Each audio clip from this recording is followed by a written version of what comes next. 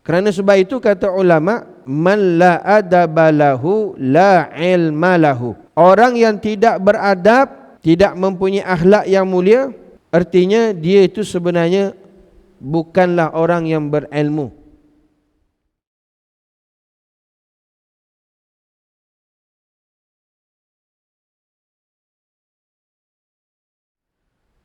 Alhamdulillah, syukur kita kepada Allah Subhanahu wa taala. Kita menyambung kembali pengajian 40 hadis peristiwa akhir zaman. Hadis yang seterusnya, tanah Arab yang tandus menjadi lembah yang subur. Qala Syekh Musannif rahimahullahu taala, wa nafa'ana wa iyyakum bi 'ulumihi fid dharain amin ya rabbal alamin. An Abi Hurairah radhiyallahu taala anhu qala qala Rasulullah sallallahu alaihi wasallam, la taqumu sa'ah hatta ta'uda ardul Arab murujan wa anhara. Rawahu Muslim. Daripada Sayyidina Abu Hurairah radhiyallahu taala anhu berkata, Rasulullah sallallahu alaihi wasallam bersabda, la taqumu sa'ah, tidak akan terjadi kiamat, hatta ta'uda ardul Arab, sehingga tanah Arab, yakni yang tandus itu, murujan wa anhara, menjadi lembah yang subur dan diairi dengan sungai-sungai. Hadis sahih riwayat Imam Muslim. Hadis ini Rasulullah sallallahu alaihi wasallam menyatakan salah satu daripada peristiwa akhir zaman yang menyatakan kiamat semakin hampir, iaitu satu peristiwa tanah Arab nanti kita akan lihat yang bahawasanya tanah Arab merupakan tanah yang tandus, dekatnya dengan kiamat nanti. Sebagai salah satu peristiwa akhir zaman, tanah Arab yang kering kontang, tanah Arab yang tandus itu akan menjadi satu kawasan, satu tanah, satu lembah yang sangat subur. Maka bila ini berlaku, tanah Arab yang tandus menjadi subur, maka itu petanda bahawa kiamat semakin hampir. Kerana kata Rasulullah sallallahu alaihi wasallam, la taqumu sa'ah, kiamat ni tidak akan terjadi, kata Rasulullah, hatta ta'uda ardul Arab murujan wa anhara, sehingga nanti kamu akan lihat tanah Arab yang tandus, padang pasir, kering kontang, yang tandus, dia akan menjadi satu kawasan, satu lembah yang subur, bahkan dialiri dengan sungai-sungai. Bila Rasulullah sallallahu alaihi wasallam menyatakan sedemikian, ianya pasti akan berlaku. Dan sekarang pun kalau kita lihat, dan semua orang boleh menyaksikan, sama ada yang pergi umrah ataupun pergi haji, yang mana sekarang ni kalau kita lihat apa yang disabdakan oleh Rasulullah ini, yang mana kata Rasulullah, akhir zaman hampirnya dengan kiamat, kamu akan lihat nanti tanah Arab yang kering kontang, yang tandus, dia akan menjadi subur.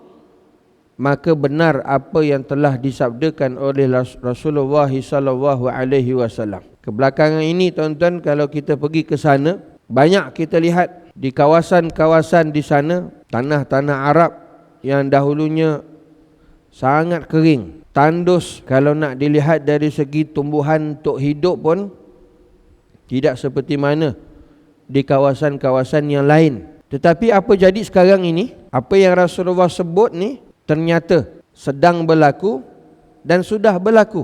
Maka kita lihat kebanyakan tempat di kawasan tanah Arab pada hari ini mulai tumbuh dengan pohon-pohon, pokok-pokok yang menghijau.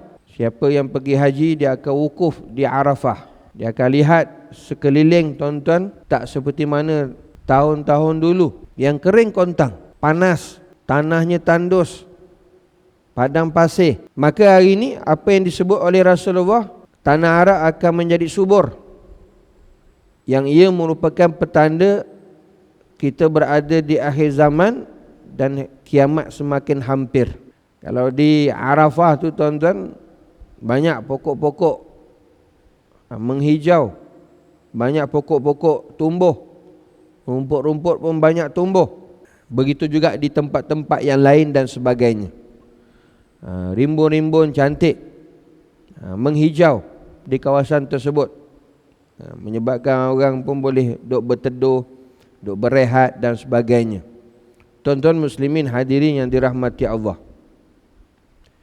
kalau yang pergi tahun 70-an, 60-an, 80-an, memang kalau tengok di sana, kalau di padang Arafah tu, memang dulunya hanya padang pasir saja yang tandus. Tak ada pun tuan-tuan rumput-rumput ke, pokok-pokok yang nak hidup ke, yang menghijau. Tapi sekarang ni maka penuh dengan pokok-pokok yang ditanam, yang hidup, rumput-rumput yang menghijau, sehingga kan kita nampak kesuburan tanah tersebut. Bila tanah Arab dia menjadi subur, satu lembah yang menjadi subur, satu kawasan yang menjadi subur, sehingga kan menghijau, pokok-pokok banyak yang hidup, menyebabkan orang-orang haji dia boleh berteduh di bawah pohon-pohon tersebut. Masa berdoa tu ramai tuan-tuan keluar daripada kemah cari tempat-tempat kawasan yang berteduh, sebab memang dah tumbuh dah pokok-pokok serta rumput-rumput yang menghijau tersebut, sehingga kan menjadi tempat teduhan, berteduh penama para jemaah haji untuk berdoa di situ. Maka bila ini kita lihat tanah Arab menjadi subur, banyak pokok-pokok yang hidup tuan-tuan, subur, maka inilah petanda isyarat daripada Rasulullah sallallahu alaihi wasallam. Peristiwa ini bila berlaku, petanda akhir zaman, kiamat semakin hampir. Kalau tidak, mana mungkin apa yang disabdakan oleh Rasulullah, la taqumu sa'ah, kiamat itu tidak akan berlaku sehingga kamu akan lihat nanti tanah Arab menjadi subur, diairi dengan sungai-sungai. Sebelum ini tidak ada pun perkara tersebut. Jadi jika perkara ini berlaku dan kamu lihat, dan sehingga kan di kawasan tersebut, di tanah Arab, dia menjadi suasana yang nyaman, yang menyejukkan, walaupun berada di padang pasir, di padang Arafah, tempat berkumpulnya seluruh makhluk, termasuk pada musim haji pada ketika itu berkumpul, tetapi dapat berteduh dengan suasana yang begitu. Tuan-tuan muslimin hadirin yang dirahmati Allah Subhanahu wa taala. Maka begitulah tuan-tuan sebenarnya kata ulama gambaran gambaran yang nak ditunjukkan, yang nak dizahirkan oleh Allah Subhanahu wa taala, suasana di padang Arafah. Begitulah padang masyarnya nanti kita dihimpunkan oleh Allah Azza wa Jalla, tempat yang mana dikumpulkan seluruh manusia, seluruh makhluk pada hari kiamat nanti, daripada umatnya Nabi Adam AS sampailah umatnya Nabi Muhammad sallallahu alaihi wasallam. Maka begitulah tuan-tuan hal keadaannya, begitu ramainya manusia.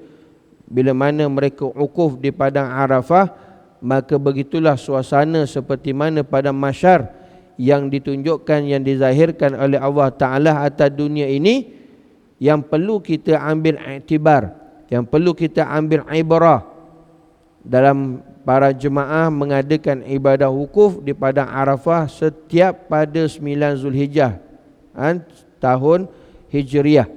Supaya apa? Begitulah keadaan nanti bila mana dihimpunkan, dikumpulkan oleh Allah Subhanahu wa taala di padang mahsyar kelak. Maka bila Rasulullah sallallahu alaihi wasallam menyatakan sedemikian 1400 tahun yang lalu, dan benar apa yang telah dinyatakan, yang disabdakan oleh Rasulullah telah berlaku dan sedang berlaku, itu petunjuk dan isyarat kepada kita supaya kita sentiasa bersedia untuk membawa sebanyak mana bekalan sebelum kita mati bertemu dengan Allah Azza wa Jalla. Kerana semua pasti orang akan mati. Suka tidak suka, pasti tiap orang itu akan menemui ajal dia.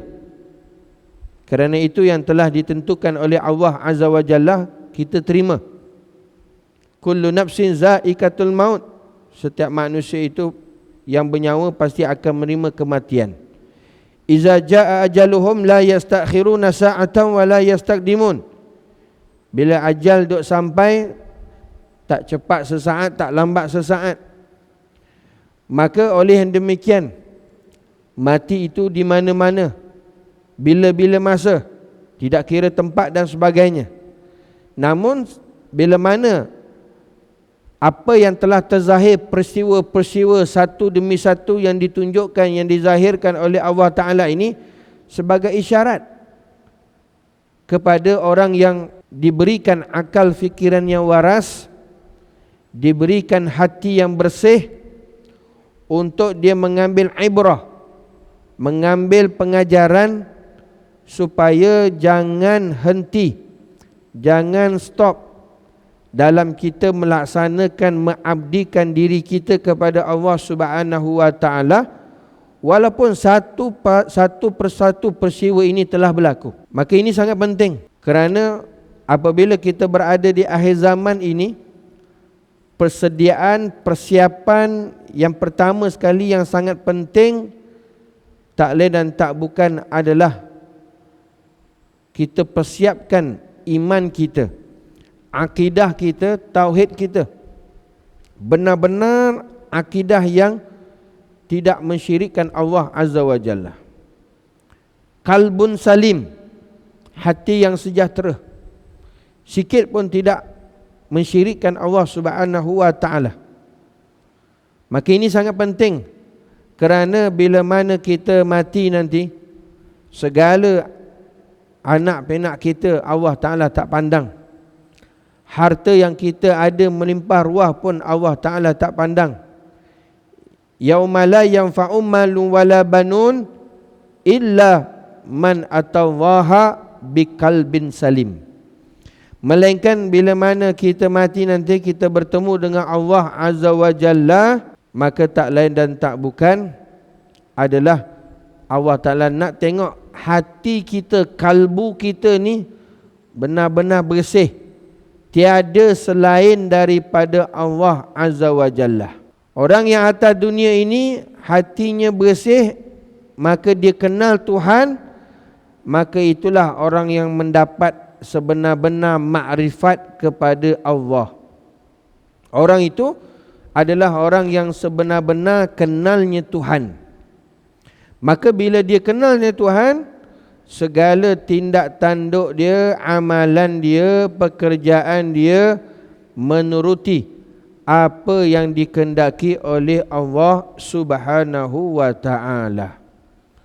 Maka betapa penting ini tuan-tuan, iman perlu dipelihara, perlu dijaga, perlu sentiasa dalam keadaan baik, kerana akhir zaman ujian terhadap iman ini sangat dahsyat. Ujian kepada iman ni sangat dahsyat, kerana untuk merosakkan manusia, maka apa yang telah dibentuk, ditarbiyah oleh Rasulullah sallallahu alaihi wasallam pada zaman Rasulullah, tarbiyah sahabat, pertama sekali Rasulullah usahakan, tarbiyahkan, didikkan, sempurnakan keimanan mereka itu kepada Allah Subhanahu wa Ta'ala. Bila tauhid, akidah mantap, iman sempurna, barulah tuan-tuan dari segi amal ibadah, yang namanya solat, yang namanya puasa, yang namanya zakat, yang namanya haji umrah, dan sekalian amal ibadah itu, maka sangat mudah untuk dilaksanakan. Bahkan dia akan laksanakan sebaik mungkin, kerana dengan kekuatan iman, kemantapan akidah dia kepada Allah Azza wa Jalla. Tetapi akhir zaman yang pertama sekali akan rosak dalam diri orang Islam, pertama sekali apa dia? Akhlak. Perangai tidak menunjukkan perangai orang Islam. Pertama sekali akan diangkat ataupun hilang pada diri orang Islam akhir zaman, apa dia? Adab. Adab hilang tuan-tuan. Adab semakin pupus dan berlaku krisis akhlak. Maka bila tidak ada adab, tidak berakhlak, maka dia akan pergi kepada apa? Akan hancur, iaitu dari segi pergaulan muasyarat dengan sesama manusia pun, maka dia tidak ada adab. Tidak ada saling hormat menghormati antara satu sama lain. Tidak memuliakan di antara satu sama lain. Memandang hina, ada kebencian di dalam hati.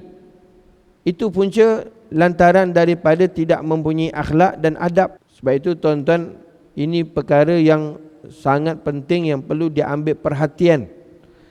Kerana kepahaman kita hari ini telah lari jauh berkenaan tentang adab dan juga akhlak yang mulia ini. Kerana di kalangan kita bila memahami yang nak menunjukkan satu orang itu orang yang berilmu, orang yang cendekiawan, mempunyai Masya Allah, Tabarakallah, ilmu yang sangat luas, maka dilihat kepada hujahnya, melihat kepada percakapannya, melihat perkara-perkara yang disebutkan dengan penuh dengan dalil-dalil, evidence dan sebagainya. Maka itu pada gambaran orang awam, bila mana bicara berkata dengan bukti-bukti, fakta-fakta dan sebagainya, itu menunjukkan seseorang itu orang yang berilmu ataupun boleh disebut sebagai cendekiawan dan sebagainya. Tetapi sebenarnya apa yang disebutkan oleh para ulama bukan begitu. Kerana nak tengok keilmuan seseorang, yang seseorang itu yang boleh disebut sebagai cendekiawan, keilmuan yang banyak adalah disulami dengan adab dan akhlak yang mulia. Kerana sebab itu kata ulama, man la adaba lahu la ilma lahu. Orang yang tidak beradab, tidak mempunyai akhlak yang mulia, artinya dia itu sebenarnya bukanlah orang yang berilmu.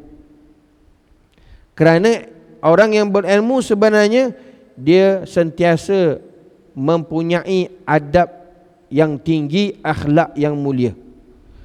Dalam segi urusannya semua penuh dengan adab-adab. Maka sebab itu tuan-tuan, sebenarnya setiap amal ibadah kita itu akan menjadi sempurna. Yang disebut sebagai ibadah di sisi Allah apabila amalan, ibadah, pekerjaan kita itu dilakukan dengan penuh adab-adab. Dengan penuh adab-adab. Bila mana seseorang itu melaksanakan amalan, pekerjaan yang saleh, yang dia tidak meninggalkan adab-adab tersebut dalam melakukan amal saleh tersebut, maka ibadahnya ibadah yang berkualiti. Ibadahnya akan dipandang mulia oleh Allah Azza wa Jalla, dan dia akan mendapat pahala yang sempurna. Maka oleh itu tuan-tuan, setiap amal ibadah yang kita lakukan di sana ada adab-adab yang perlu kita laksanakan, agar supaya benar-benar ibadah yang kita lakukan itu dikira ibadah dan mendapat pahala yang sempurna. Dan ibadah yang kita kerjakan itu yang dikatakan ada barakah adalah bila mana kita lakukannya dengan penuh adab-adab. Maka inilah tuan-tuan yang telah berlaku akhir zaman, krisis adab. Bila adab hilang tuan-tuan, maka akhir sekali ibadah dia akan rosak. Solat dia akan rosak, puasa dia akan rosak, zakat dia akan rosak, umrah haji dia akan rosak, istighfar dia akan rosak, selawat dia akan rosak, tahlil dia akan rosak, zikir dia akan rosak. Kerana apa? Kerana hilangnya adab dalam pelaksanaan ibadah dia kepada Allah Subhanahu wa taala. Maka sangat-sangat penting bahawasanya ini yang berlaku akhir zaman yang perlu kita ketahui. Maka bila akhlak adab tu hilang, dia pergi kepada orang yang tidak akan hormat kepada orang yang tua, tidak akan memuliakan di antara satu sama lain dan sebagainya, bahkan adanya sifat kebencian. Ini bahaya ni tuan-tuan. Hasad, dengki, iri hati, ini adalah penyakit umat akhir zaman. Apatah lagi berprasangka, su'uzon, sangka buruk. Dan sifat prasangka ni tuan-tuan, su'uzon ni, sangka buruk, amat-amat berbahaya. Apatah lagi akhir zaman sudah menjadi trend dan amalan mana-mana orang suka berprasangka ataupun sangka buruk kepada orang lain. Sangka buruk ini fitnah, dan orang yang berprasangka buruk kepada orang lain itu menunjukkan hatinya kotor. Kerana seseorang itu bila memandang yang teruk kepada orang lain, memandang orang lain kotor, memandang orang lain hina, itu sebenarnya cerminan di dalam hatinya yang menunjukkan hatinya kotor, hatinya tidak bersih, hatinya hina. Sebab itu setiap apa pandangan luar kita kepada orang lain, setiap pandang sudut kita kepada orang lain, kalau kita pandang orang lain itu buruk, maka itu buruklah hati kita. Kalau kita pandang kotor pada orang lain, kotorlah hati kita. Maka sebab itu perkara ini sangat penting. Maka dia akan pergi kepada amal ibadah akan rosak. Bila amal ibadah rosak, akhir sekali, akhir zaman ni, dia menggadaikan iman. Akidah rosak, tauhid hancur, iman sangat-sangat nipis, dan bila-bila masa saja dia boleh menggadaikan iman dia kepada Allah, kepada selain daripada Allah Subhanahu wa taala, semata-mata untuk dunia. Tuan-tuan muslimin hadirin yang dirahmati Allah Subhanahu wa taala. Maka oleh yang demikian, kesimpulan daripada hadis ini, yang pertama bahawasanya Rasulullah sallallahu alaihi wasallam menyatakan kepada kita, apa yang disabdakan oleh Rasulullah itu benar-benar sedang berlaku. Kerana apa yang disabdakan oleh Rasulullah itu adalah wahyu daripada Allah Azza wa Jalla. Yang kedua, bila perkara yang disebutkan oleh Rasulullah itu sedang berlaku dan telah berlaku, itu petanda menunjukkan ia adalah salah satu daripada peristiwa akhir zaman yang menyatakan kiamat semakin hampir. Dan yang ketiga, tidak lain dan tak bukan, itu merupakan petanda isyarat daripada Allah untuk kita standby, bersedia, perkuatkan iman dan akidah kita, pertingkatkan amal soleh ibadah kita kepada Allah Subhanahu wa taala, dan amalan akhir zaman untuk kita selamat daripada fitnah dunia, fitnah akhir zaman, fitnah kehidupan hari ini tuan-tuan, tak lain dan tak bukan adalah perkuatkan hubungan kita, pertalian kita kepada Allah, yang disebut sebagai hablum minallah. Perkuatkan tuan-tuan hubungan kita, pertalian kita dengan Allah Subhanahu wa taala. Yang kedua, perkuatkan juga, perkukuhkan kita hubungan kita dengan Rasulullah sallallahu alaihi wasallam. Maka dengan Allah Subhanahu wa taala, buat apa yang Allah taala suruh, usahakan tinggalkan apa yang Allah taala larang. Kuatkan perhubungan dengan Rasulullah, jangan tinggalkan selawat kepada Rasulullah sallallahu alaihi wasallam. Sekarang ni tuan-tuan, sebanyak mana yang boleh, selawatlah kepada Rasulullah. Akhir zaman ni, jangan kurang satu hari 100 kali kita selawat kepada Rasulullah. Bahkan kalau boleh lebih daripada tersebut, lebih daripada perkara tersebut. Kerana benar-benar kita sudah berada di akhir zaman. Fitnah akhir zaman ni tuan-tuan bermaharajalela. Maka untuk keselamatan, tak lain dan tak bukan, inilah tuan-tuan jalan keluarnya, solutionnya. Orang yang banyak selawat kepada Rasulullah sallallahu alaihi wasallam, insya-Allah tuan-tuan, Allah Ta'ala akan berikan keselamatan, pemeliharaan, penjagaan. Sebarang masalah Allah Ta'ala bagi jalan keluar. Allah Ta'ala akan bagi solution, exit, jalan keluar tuan-tuan dengan mudah. Bagi siapa? Bagi yang orang perkuatkan hubungannya dengan Rasulullah, iaitu banyakkan selawat kepada baginda Rasulullah sallallahu alaihi wasallam. Mudah-mudahan dalam kehidupan kita sentiasa dipandu oleh Allah Subhanahu wa taala, sentiasa mendapat rahmat kasih sayang daripada Allah, dan mudah-mudahan kita juga sentiasa mendapat hidayah dan taufik agar benar-benar kita dapat menjalani kehidupan kita atas dunia ini dengan mengikut kehendak dan perintah Allah Subhanahu wa taala dan mendapat kasih sayang daripada baginda Rasulullah sallallahu alaihi wasallam. Mudah-mudahan menjadi asbab kita mati husnul khatimah, insya-Allah akhirat kita dimasukkan ke dalam syurga oleh Allah Azza wa Jalla. Allahumma amin amin ya rabbal alamin. Mudah-mudahan kita dapat amal dan sampaikan serta bermanfaat. Insya-Allah panjang umur, kita jumpa nanti pada pertemuan yang akan datang. Wallahu a'lam. Hadza wabillahi taufiq wal hidayah. Wassalamualaikum warahmatullahi wabarakatuh.